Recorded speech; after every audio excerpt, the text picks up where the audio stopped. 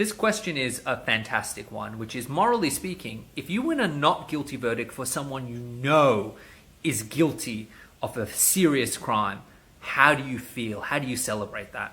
Firstly, we need to acknowledge a simple reality, and that reality is that I am not omniscient. I accept instructions. If someone's version of the world is that I didn't do this, then I put that version forward. Perhaps they did do it, but they have a valid reason they did it. These are called defenses. And the law recognizes defenses because the law understands that situations are very rarely black and white.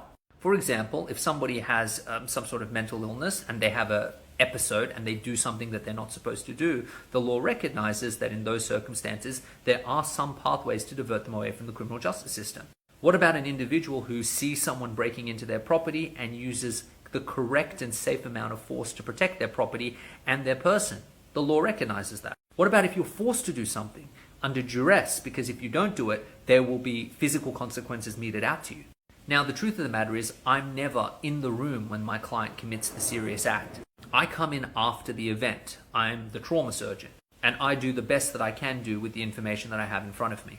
If the case that I make is sufficient to properly convince a person much smarter than me, which is a judge or a magistrate, or alternatively a jury, which is 12 people much smarter than me, that my client doesn't deserve a punishment because under the auspices of the law, they haven't broken the law, then that is my role.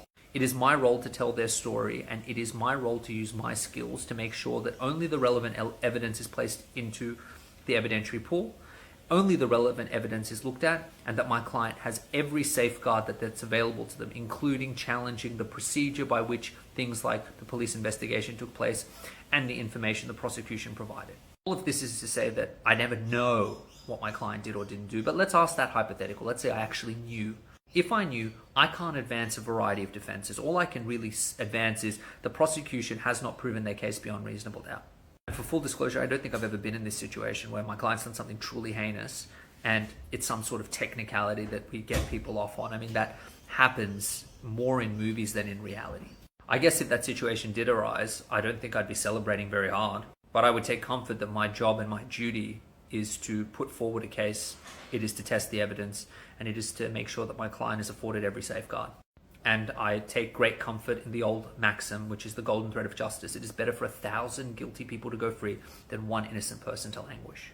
If I was doing something like this on the regular, though, I think it would wear away at my conscience. And I'm glad I don't have to. And I'm glad it doesn't happen as regularly as people seem to think. In fact, the converse is usually true. That people get stitched up, they say something incorrect, they freak out, and the law comes after people who really should be afforded greater safeguards. Follow me for more legal TikTok.